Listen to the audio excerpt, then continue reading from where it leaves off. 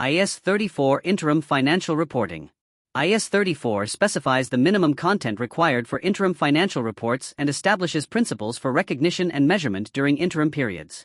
An interim period is any reporting period shorter than a full financial year, such as quarterly or half-year reporting.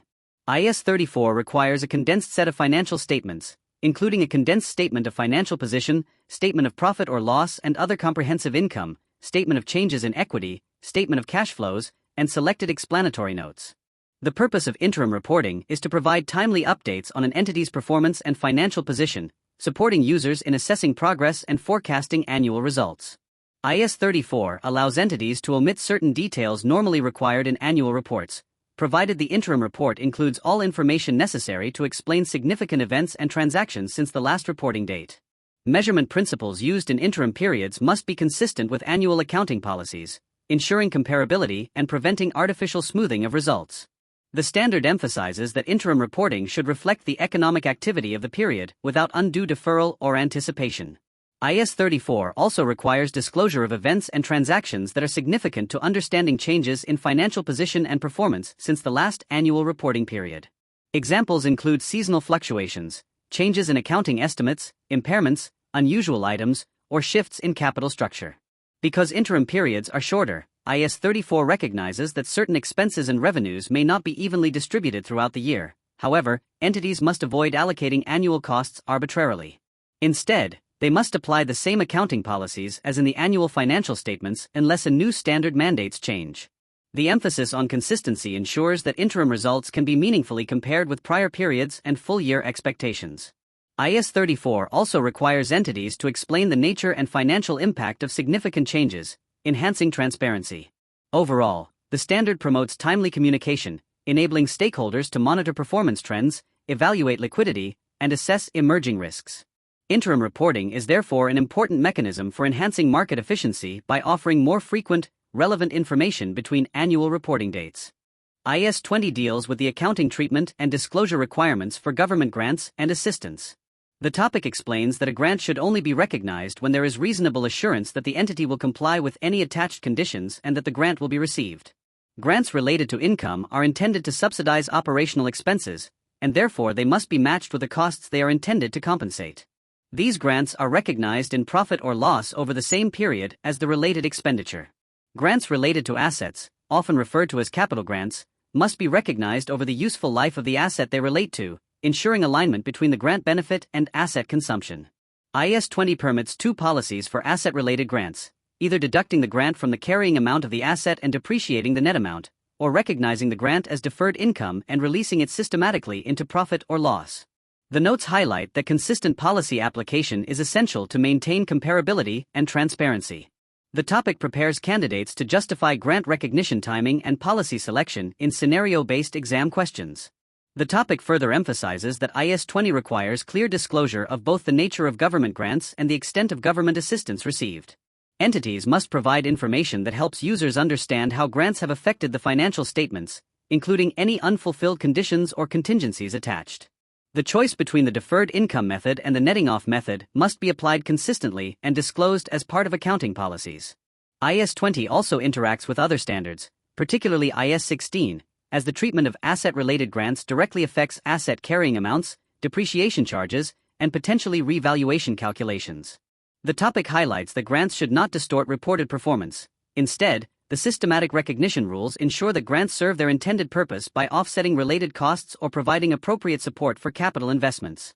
Candidates must be alert to situations where the conditions of a grant require repayment, in which case the grant is reversed and treated as a liability. Overall, IAS 20 aims to present a fair representation of government support while maintaining faithful depiction of asset values and operational costs. 4. IAS 23, Borrowing Costs. IAS 23 governs the treatment of borrowing costs, defined as interest and other costs incurred in connection with borrowing funds. The topic explains that entities must capitalize borrowing costs that are directly attributable to the acquisition, construction, or production of a qualifying asset, an asset that takes a substantial period of time to become ready for intended use or sale. Examples include major construction projects and large-scale manufacturing assets. Capitalization ensures the asset's cost reflects all expenditures necessary to prepare it for use.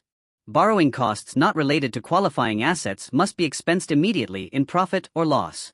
The topic emphasizes that identifying qualifying assets requires judgment, and entities must apply consistent criteria. Capitalization begins when expenditure is being incurred, borrowing costs are being incurred, and activities necessary to prepare the asset for use are underway. Capitalization pauses during extended periods of inactivity and ceases when the asset is substantially ready for use. These principles ensure the cost of a qualifying asset reflects the economic reality of financing its construction. The topic notes that IAS 23 promotes comparability by requiring capitalization instead of allowing entities to choose between capitalizing or expensing, as was the case under some older frameworks. Capitalization can significantly affect the timing of expense recognition and reported profitability, especially for entities with large development or construction activities.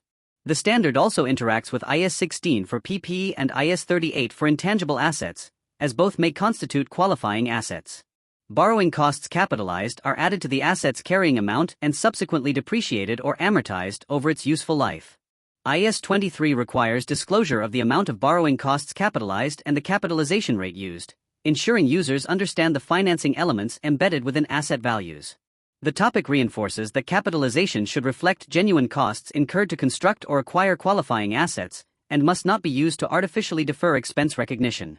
Proper application ensures financial statements reflect both the true cost of long-term asset development and the financing strategy of the entity, providing users with better insight into capital investment decisions and long-term performance. 5. IAS 40, Investment Property. IAS 40 addresses the recognition and measurement of investment property, which is defined as property held to earn rentals, for capital appreciation, or both. Investment property is initially recognized at cost, including transaction costs such as legal fees and professional valuations. After initial recognition, entities may choose between the cost model and the fair value model. Under the cost model, investment property is measured in the same way as PPE under IAS 16, meaning it is carried at cost less accumulated depreciation and impairment. The fair value model, however, requires entities to remeasure investment properties at fair value at each reporting date, with all gains and losses recognized in profit or loss. This model reflects real-time market fluctuations and therefore gives users timely information about property values, especially for entities heavily involved in property investment. The topic emphasizes that once a model is chosen, it must be applied consistently unless the entity changes its overall accounting policy. The fair value model is often preferred due to its direct reflection of market conditions and its effect on profit, but the topic stresses that fair value must be reliably measurable. For properties where fair value cannot be reliably determined on a continuing basis, the cost model is required. IAS 40 also provides guidance on transfers into or out of investment property, such as when owner-occupied property becomes investment property or when property held for sale becomes part of inventories under IAS 2. Any transfer into the investment property category using the fair value model requires remeasurement to fair value at the date of transfer, with changes recognized appropriately depending on the prior classification. The topic reinforces that investment property must be distinguished clearly from owner-occupied property and property held for development or sale. Entities must disclose their measurement bases, methods for determining fair value, and assumptions used. IAS 40 ensures transparent reporting by aligning the accounting treatment of investment property with its underlying economic purpose, income generation or value appreciation.